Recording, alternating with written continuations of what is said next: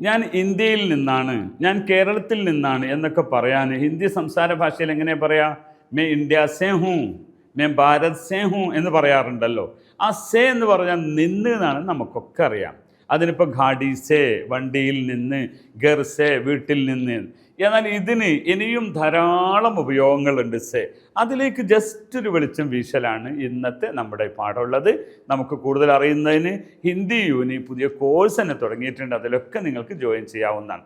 അപ്പോൾ രണ്ടാമത്തത് സേ എന്നുള്ളതിന് മുതൽക്ക് എന്നൊരർത്ഥമുണ്ട്. അതേതാണ് അർത്ഥം? അതെങ്ങനെ ഉപയോഗിക്കുക? കൽ സേ മേ തയ്യാർ ഹൂം, ഇന്നലെ മുതൽ ഞാൻ റെഡിയാണ്. കൽ സേ യേ റെഡി ഹേ, ഇന്നലെ മുതൽ റെഡിയാണ്. ഇങ്ങനെ കൽ സേ ഏക് സാൽ സേ, അപ്പം നിന്ന് എന്ന അർത്ഥവും പഠിച്ചു നമ്മൾ. അതേപോലെ തന്നെ മുതൽക്ക് എന്നർത്ഥം പറഞ്ഞു. മൂന്നാമത്തെ ഒരു അർത്ഥം നമുക്ക് പറയാനുള്ളത്, ഈ 10 റുപ്യ കൊണ്ട് എന്താക്കാനാ എങ്ങനെ ചോദിക്കാം? ये 10 रुपया से क्या मैं क्या करूँ, 10 रुपया से क्या करूँ मैं. അപ്പോൾ സേ എന്നാണ് കൊണ്ട് എന്നാണ്. ഏ പെൻ സെ ലിഖോ നാ, ഏ പെൻ സെ ലിഖോ, ഈ പെന്ന് കൊണ്ട് എഴുതിക്കോ. അപ്പോൾ പെൻ സേ, അപ്പോൾ കൊണ്ട് എന്നർത്ഥം വന്നു. ഓക്കെ, അത് മൂന്നാമത്തതാണ്. സാധാരണ സംസാര ഭാഷയിൽ ലിറ്ററേച്ചറിലൊക്കെ പറയുന്ന ഒന്നാണ് അവനോട് പറയൂ, അദ്ദേഹത്തോട് പറയൂ എന്ന് പറയാൻ എങ്ങനെ പറയാം? ഉൻസേ കഹോ, അദ്ദേഹത്തോട് പറയൂ. ഉസ്സേ ബോലോ, അയാളോട് പറയപ്പോൾ സേ എന്നാണ് ഓട് എന്നർത്ഥത്തിന്. ഓക്കെ ആണോ? അതാണൊന്ന്.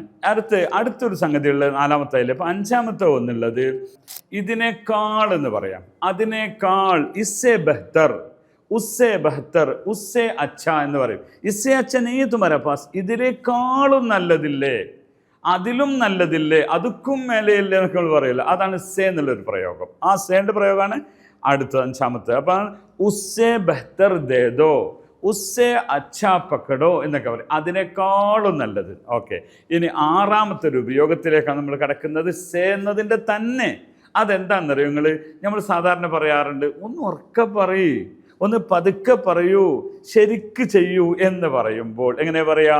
പതുക്കെ പറയൂ എന്ന് പറയാ. ഹൽക്കെ സേ പതാവോ, ഹൽക്കെ സേ പതാവോ. ഉറക്കെ പറയൂ, ജോർ സേ ബോലോ നാ, ജോർ സേ, ജോർ സേ. ശരിക്ക് ചെയ്യണേ, ठीक से करो, ये काम तुम ठीक से करो, ठीक सही से बोलो. അവിടെയും സേ ആണ് ഉപയോഗിക്കുക. അപ്പം നമ്മളൊരു 6 തരം സേ പരിചയപ്പെട്ടു. ഒന്ന് കൃത്യമായി പറഞ്ഞാൽ നിന്ന് എന്നർത്ഥമുള്ള സേ, അതാണ് ഹിന്ദി സേ. രണ്ടാമത്തത് കാള് എന്നർത്ഥമുള്ള സേ, ഉസ്സേ, മൊബൈൽ സേ എന്ന് പറയാം. മൂന്നാമത്തത് കൊണ്ട് എന്നർത്ഥമുള്ളത് പെൻസെ എന്ന് പറയാൻ. നാലാമത്തെ ഒന്ന് നമ്മൾ സാധാരണ പറയുന്നതാണ് മുതൽക്ക് എന്നുള്ളത്, ഇന്നലെ മുതൽ, കൽസെ എന്ന് പറയാൻ. അഞ്ചാമത്തെ ഒന്നാണ് നമ്മൾ സാധാരണ സംസാരത്തിൽ അവനോട് പറയുക, നിന്നോട് പറയുക എന്ന് പറയുക, ഉൻസെ, ഉസ്സെ എന്ന് പറയാൻ. ആറാമത്തെ ഒന്നാണ് നമ്മൾ സാധാരണ സംസാരത്തിൽ കൊണ്ടുവരുന്നതാണ് ഉറക്കെ പറയൂ, പതുക്കെ പറയൂ എന്നുള്ള, ജോർസെ, ഹർക്കേസെ എന്നൊക്കെ പറയാനുണ്ട്. ഇങ്ങനെ ഹിന്ദി എന്ന് പറയുന്ന ഈ ഒരു ഭാഷയുടെ കൃത്യത നിങ്ങൾക്കറിയുന്നതിന് ഹിന്ദി യൂണിയുടെ ചാനൽ നിങ്ങൾ ഫോളോ ചെയ്തുകൊണ്ടിരിക്കുക. എല്ലാവിധ ആശംസകളും. ആപ്കാ ധന്യവാദ്, ബഹുത് ശുക്രിയ.